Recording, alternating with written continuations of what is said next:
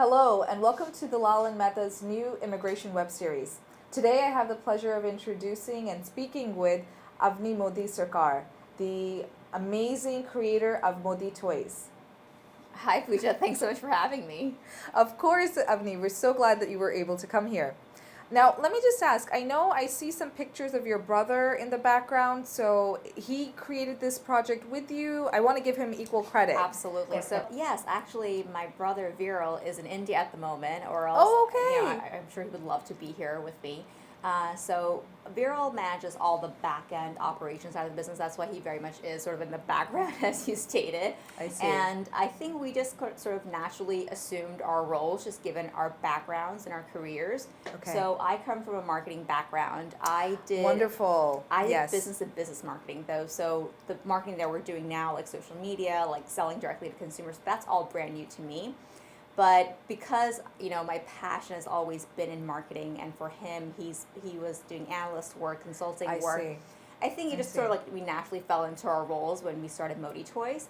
91% of our audience is women, Yes. primarily moms. Yeah. It's just so much easier for me to relate to them Yes. and really, talk to them and understand them and empathize with them. So the fact that I've now also become sort of the face and voice of the brand just You through have. our social media channels, I think that's why people probably naturally think of me, probably more so than think of him. But we are equally committed, and he probably does a little bit more work than I do because he's there actually meeting with manufacturers in hopes that we can begin to migrate our manufacturing from China to India now. Yeah. And that really shows both of your dedication. Yeah. And so we definitely wanted to take time to thank him, and give him the full credit that, Yeah. obviously you're here, and so Yeah. we see you, but Yeah. he's definitely involved as well. Absolutely. Yeah. Wonderful. Well, thank you to both of you for agreeing to this interview and having Modi Toys as part of Dalal and Mehta's web series. We are a family and immigration law firm, so it's not really something that comes natural, our two worlds. No.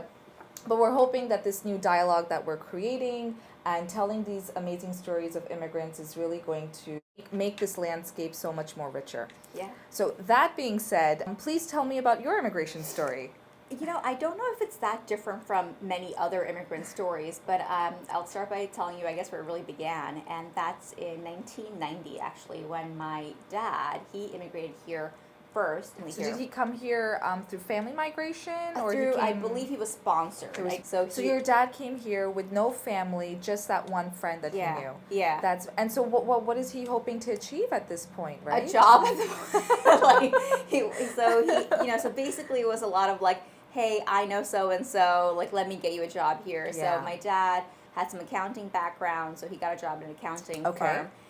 After those 2 years, my mom and my brothers, we all finally came here, and we Wonderful. all moved into a one-bedroom apartment, in which we lived for, I want to say, 8 years. We went from having like a proper house in Yeah. India to like really like downgrading Yes. to like a one-bedroom apartment for 5 people, right? Which so many, unfortunately, people do when they come here. Exactly. And I think there's such a common theme I see, at least with my clients, where when people come here with such rich backgrounds from back home and then they, come here, it's, downgrading, I think, is a polite way to say it. The reason why you leave India has to be really strong enough Yeah. that you really put all your eggs in this basket and say that, Yeah. what, even if I have to start from scratch and start from the bottom, it's way better than what I have to deal with, like if I'm still like living in India. Yeah. And again, Not that there's anything wrong with India. Oh. Everybody has, their own goals and growth for life, and clearly my family included, Avni's family, people have different stages and people have different goals for what they want to do. Yeah, But- and life was a struggle for those many years. So for those 8 years while we were living in an apartment, my parents, they did odd end jobs, working at as cashier. My mom more so than my dad, but working as cashier, working at bagel shops and Yeah. convenience stores. But this is the part that really amazes me, and I think has sort of been ingrained in me and my brothers. And I think just knowing that your parents were working so hard, Yeah. you felt an obligation to also want to contribute. You That's felt wrong, just kind of laying back, sitting there watching TV. And thankfully, we didn't have phones we were addicted to back Oh my then, right? goodness. Because then it might be a different story. So I just, like I just give my parents so much credit for having gone through that, because I don't think, I think we're all kind of going through our own experiences and our first raising children here. Yeah. But I think the amount of sacrifices that our parents made in their generation, I don't think anyone can really compare. We saw our parents basically start from scratch and figure out so much stuff. I mean, my parents eventually bought a convenience store, and that's how they kind of like, pull themselves out of like lower class into like middle class, and eventually were able to buy a home and like start kind of living that American dream. But the fact that, they never owned a convenience store in India. Like, No. they had to figure out, like, okay, I'm going to, like, buy this, like, pack of gum at wholesale and, like, mark it up and, like, and those little margins, they add up. They do. That's what's crazy. And that's entrepreneurship, right? And that's what you and I are doing today, just on a different scale. So why America for your dad in that then? I think that's where he had the support system of a friend. Maybe if it was London, maybe we'd be there. Who knows? And I have a nicer accent. But yeah, I think this is the fact that he at least had someone who had built a life for himself here. And that really just goes to show that, yes, you have to put in the hard work that you need on your end, but at some level you do need a support system. Oh. So what do you think, thinking back, were some of the disadvantages of being an immigrant at that time, or in general, or what were some struggles that you had to face? That's like, unfortunately for me, we ended up coming to America where English is a primary language. So I took ESL for 2 years, and so because of that, I was actually held back a year, so I had to repeat my 3rd grade. I think because I was the youngest out of my brothers and I probably struggled the most in terms of like fitting in. Like, I don't know how it is like for a 14-year-old like to immigrate, and there were a couple of instances like that where like I went to Staples once, and I remember this as well, and I went to the associate there, and I was looking for paper clips, and again, I didn't know the word for paper clips, so I said, I'm looking for U-pins, and he was like, what do you mean? What do you mean I'm like, by U-pins? And like I said, it was like the most obvious thing, like, the thing that holds paper together. No, and the thing is though, right, as immigrants, I know I have a plethora of stories just like that. Yeah. My best friend in high school, literally, I think, taught me so many American words for things that I thought didn't have American words. I just thought that was the word in Hindi or in Punjabi, whatever that word was, right? When I came to this country, my maiden name is Verma. And today, as an adult woman, I can say Va. Yeah. So you know where I'm going with this. Say Vera weighing 10 times really fast. Oh gosh, yeah. And so I used to pronounce my last name as Worma. And I remember I was in this, I won't say argument, but this discourse with my gym teacher, and he's like, how do you pronounce your last name? I was like, Worma. And he's like, okay, so W-E-R-M-A? I was like, no, it's we-E-R-M-A. Like, W-E-R-M-A? Like, what is wrong with you? But these are those struggles that, as young kids that you have, and then you leave these experiences feeling lower in a way. Yeah. I know for me, I was really lucky in high school. I had a best friend who was Portuguese, and so she was understanding. But, we all find a way to kind of come through what we experience, shall we say, to the brighter side. Yeah. And I'm so thankful you shared your story as, especially an 8-year-old, because I'm sure there are people watching today experiencing the same thing. And people, I always get this when people see me, they see this, this attorney who's very put together and well-spoken, and they're like, my God, like, how do you do what you do? And I'm like, you don't understand. Like, I don't think really clear English. Like, you don't know. My friend, you do not know. Yeah. To jump off of that, what were some positive points of being an immigrant? How has that shaped you in that way? I think being an immigrant, our parents sort of pass on this like entrepreneurship gene to us. It's not something that we're born with necessarily, but it's something, again, through osmosis, like we just really kind of adapt to and we learn. And I think it's because of my parents. My eldest brother, he also kind of got the entrepreneurship bug. And he has never worked a 9-to-5 corporate job in his entire life. I think he worked for like maybe a month, and he was like, this is not for me. But my brother and I, we took, I guess, like the safer approach. We wanted to work in corporate America, not so much that we had anything against entrepreneurship. Yeah, like, yeah. you know, something had to like spark your interest. passion, Yep. your interest a little bit, right? So for us, I think just the fact that our parents struggled on our behalf for us, like to give us a Yeah. better future, I think that was like the biggest advantage, because had we not Yes. seen that, having to start from scratch, and you can still build something of Yeah. yourselves and your lives, and also provide for your children while you're at it. I think that is like the best thing that our parents could have done for us. And perhaps like if we were not children of immigrants, perhaps if we were born here without too many struggles, perhaps if we didn't grow up living in a one-bedroom apartment like with 5 Yeah, people, yeah. I don't know, perhaps it would have been, perhaps I would have a different outlook on life now. I think when you come from a background where you are constantly seeing your parents hustle, your expectation of what your day should be like Yeah. is completely different. Yeah. So I remember growing up, we were in a joint family, and so my mom would wake up. My siblings and I are 8 years apart. Mhm. So my mom would wake up at like 5 o'clock in the morning, cook, take care of the kids, Yes. get me ready, and then my parents had their own business, and so then by 11 o'clock, she was at the business, closed till 8, came home, Yeah. then cooked, Yes. right? Yes. And then, but when you see that growing up and you think about how my day played out, you just don't feel like you have the right to be tired, Yeah. if that makes sense. Yeah. And I mean, to this day, I mean, my mom is still like, hustling in a different capacity now. Yeah. I mean, she, like, that woman, like, loves to be in the kitchen. Like, that's her favorite room in the house. Oh my I goodness, think. that sounds like my mother-in-law. And, like, I'm the complete opposite. I'm like, you can't, like, get me out of there soon enough. But, yeah, the fact that, like, they would wake up in the morning and cook an entire, like, 5-course, like, Yes. Gujarati meal, like, Yes. before, like, 8 a.m. and, like, get to work on time. Yeah. I can't really make breakfast myself and, like, get to work on time, so. I live in a joint family as well, with my mother-in-law, my brother-in-law, sister-in-law, everyone, my father-in-law. And so, mom does all the cooking and she manages and runs that household, and that's a full-time job. Yes. Taking care Yes. of, my kids. Yeah. And so it's like I, give props to these women Oh, because absolutely. They're the real, like, super women, I think. absolutely. Yeah, like, I can't do what she has done at my age.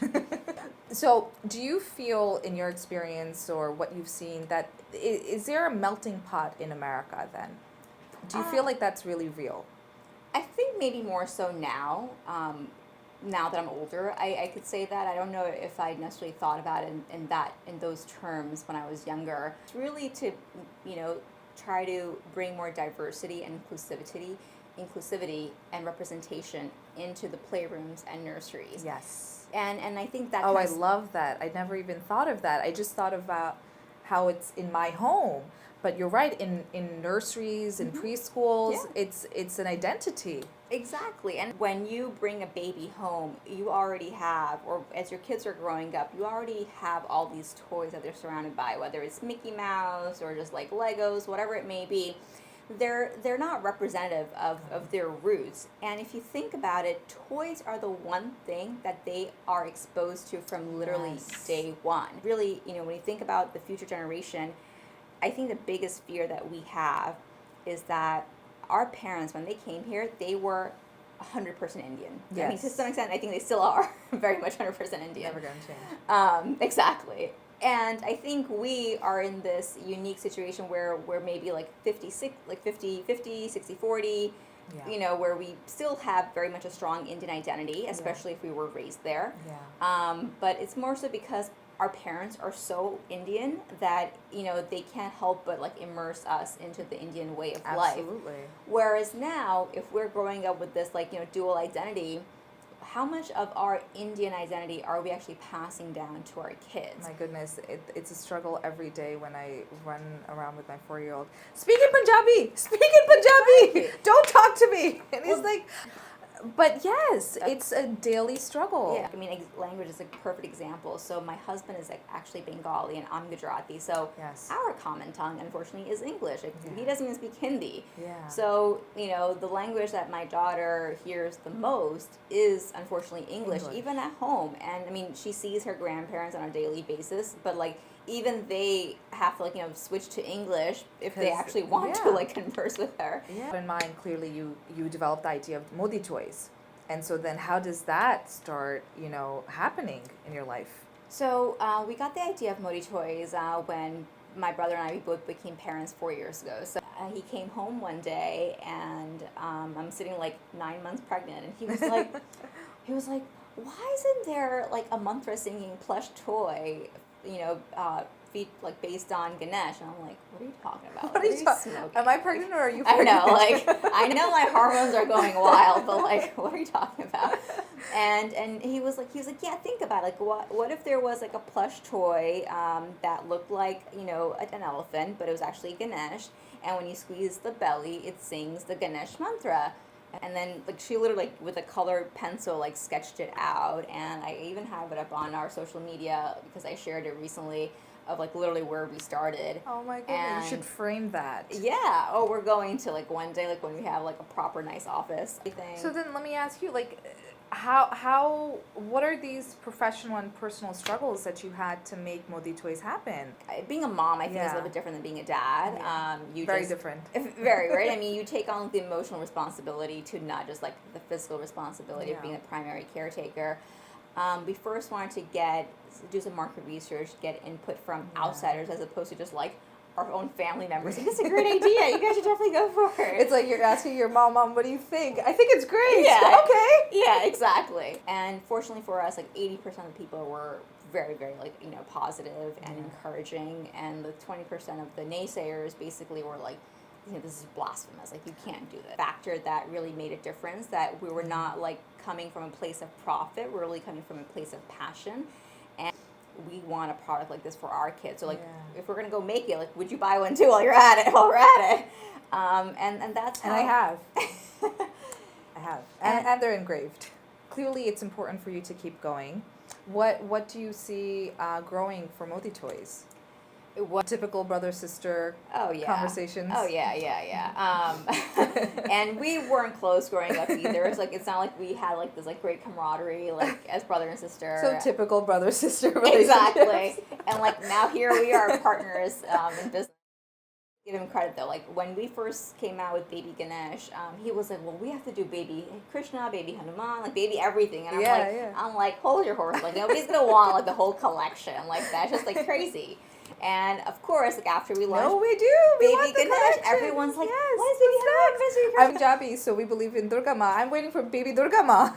You won't have to wait too long. All right. But that's what I was so surprised to hear, the fact that he had this vision, and I didn't really agree with it, but apparently that's one of those examples of where, he actually was able to foresee what our customers would want, where we haven't really figured that part out yet, but we actually just yesterday announced in honor of International Women's Day that the next book that I'm writing is actually not inspired by Hindu theology, which is a stark deviation from the past 3 books that I've written. But it's actually just really focused on South Asian culture. So the book is called Desi Devis. Oh my goodness! South Asian give our daughters what I feel like is missing right now from their rooms, from their bookshelves, from their toy bins. And I think I've just been fortunate that I've been able to kind of tap into what other people also feel like it's missing for their own kids. And that's so great that, you're actually thinking of it and then making it happen. Yeah. So, well, now it's my full-time props job, to you guys. so well, thank you. But still, it's amazing. Yeah. As a working mom myself, I have 2 kids. I have a 4-year-old and 9-month-old. Tomorrow he'll be 9 months, and I'm running this law firm. You mentioned that we have this great office. Well, this office just came after 3 years of hard work. So as I've been able to be very lucky and grow in my career, I also have this wonderful family and this husband and my parents and my in-laws, and there is absolutely no way that I can do this by myself. So there's that phrase that says it takes a village to raise your children. Well, I think I'm still using the village to raise me and my children. That's a good way of putting it. Because as you grow older, your relationship with your parents and your in-laws changes. My mother-in-law is really, she's an in-law because I married her son, but she's my mom. Yeah. And so that's my village. Yeah.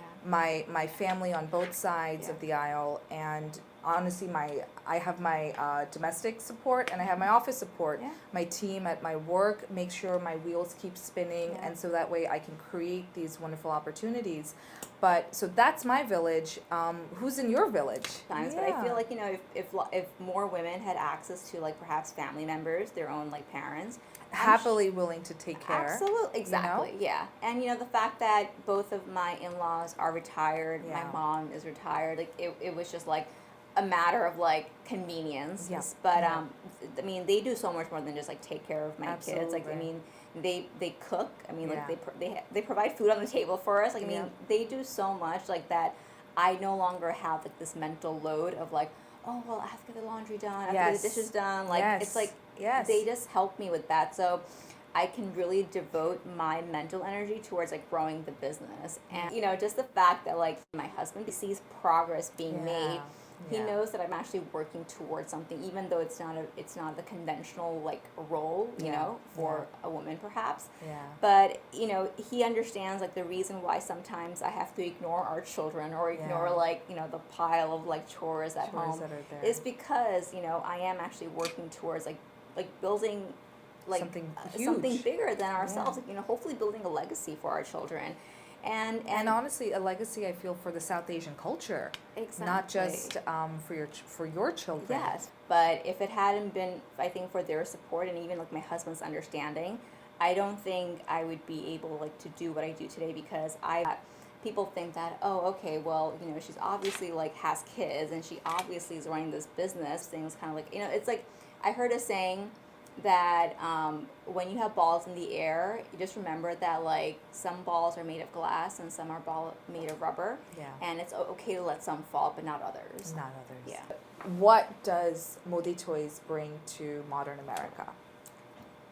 I think it brings joy and comfort and culture in unexpected ways more than Yeah. anything. So when we had designed our toys, you know, our intention was like, well, this is a great way to at least, like, introduce kids to, you know, our heritage and our faith. Yeah.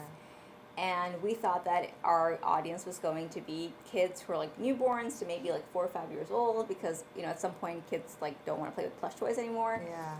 We were completely blown away when we realized that people of all ages, and, like, I do mean of all ages, like, it's I really wanted the Modi Toys more than my kids wanted it. and I hear that often. You know, it's no longer just children, but it's their parents, Yeah. and that has been, I think, the biggest surprise. But I think now that I reflect back, that's what I want our legacy to be. Like, that's what I want, like, Modi Toys, like, to be known for. Like, that's what we're bringing to society, to America, to the world, hopefully.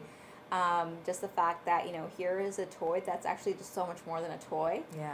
I think what you're doing is amazing. This presence that shows what immigrants are doing for America, and it's so much more than what we see sometimes out there. But you have these beautiful stories like Avani's and her brothers, that they're trying to create something special, not just for their children, but for, I know, my children and for other children. My son brought home a friend from school, you know, and then they're in a playroom together, and then it's no longer, you know, who's that elephant that we used to, that question we used to get, oh, so you worship an elephant? Yeah. You know, when you have Or even... your God has 6 arms. Yeah. Your God has 6 arms. You know, why is she holding that head? Yeah. I don't know. I'm figuring out myself. But when I feel like, you know, if we're able to introduce this not just to our children, but also to the larger landscape sooner, it becomes just a more accepted part of what is normal. Exactly. When my son was born, you know, the first thing, I don't know, if maybe they said it to you, but, you know, whisper Om in his ear, so that way, you know, that's the vibration of God, and vibrations of goodness comes to him as the first sound.